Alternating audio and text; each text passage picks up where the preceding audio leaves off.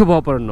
অনেকদিন পর বাইক নিয়ে বের হলাম, অনেকদিন পর বাইকে চড়ে ভিডিও করতেছি, মোটর ব্লগিং। কি ভিডিও করব, মন ভালো নাই। মন আসলে আমার না, কারোই ভালো নাই। এবং এই ভালো না থাকার কারণ দেশের এই অস্থিতিশীল পরিস্থিতি। কোনো কিছুই যেন আর মন টানে না। কি হবে এই ব্লগ ভিডিও করে, কি হবে এত অ্যাওয়ারনেস দিয়ে।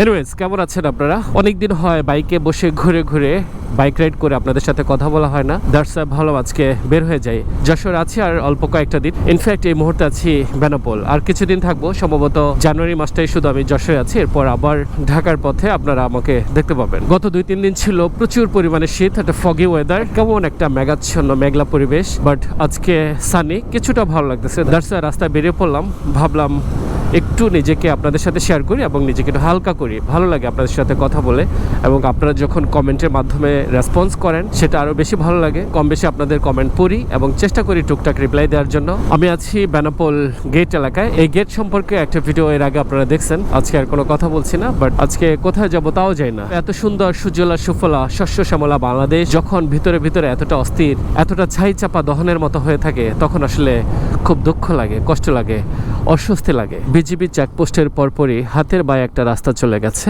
আমরা আজকে এই রাস্তা দিয়ে ঢুকি, এর আগে কখনোই ঢুকে নেই। যশোরে আমার ঘোরার ধরনটা এরকম যে আমি অচেনা এলাকাগুলোতে কোনো ধরনের প্ল্যান ছাড়া হুটহাট করে ঢুকে যাই এবং এলাকাগুলোকে আমি আমার মতো করে দেখি, ঘুরে ফিরে ভালো লাগে। কারণ অচেনা গ্রাম, অচেনা দৃশ্যপট দেখার একটা আনন্দ।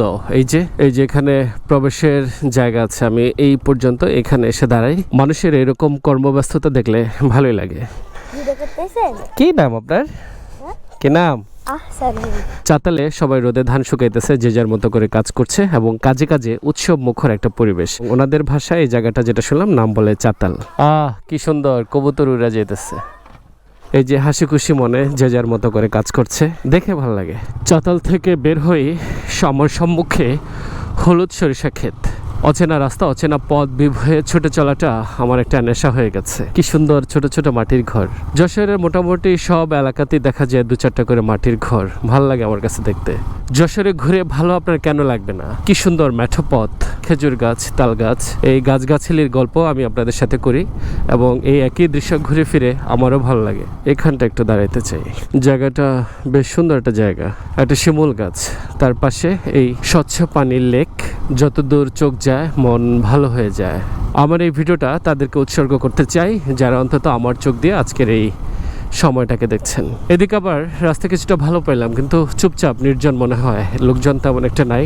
মন খারাপের গল্প দিয়ে শুরু করলেও এতক্ষণে মন তো কিছুটা ভালো হওয়ার কথা। যশোরের অপরূপ সৌন্দর্য দেখে মন খারাপ করে থাকার সুযোগ নেই। এবং দেখতে দেখতে আমারও ফেরার পালা। আপনারা কাছে দূরে যে যেখানে আছেন, যে অবস্থায় আছেন, প্রত্যেকের জন্য অনেক অনেক শুভকামনা থাকলো। প্রত্যেকে ভালো থাকেন, সুস্থ এবং নিরাপদ থাকেন। আল্লাহ হাফেজ।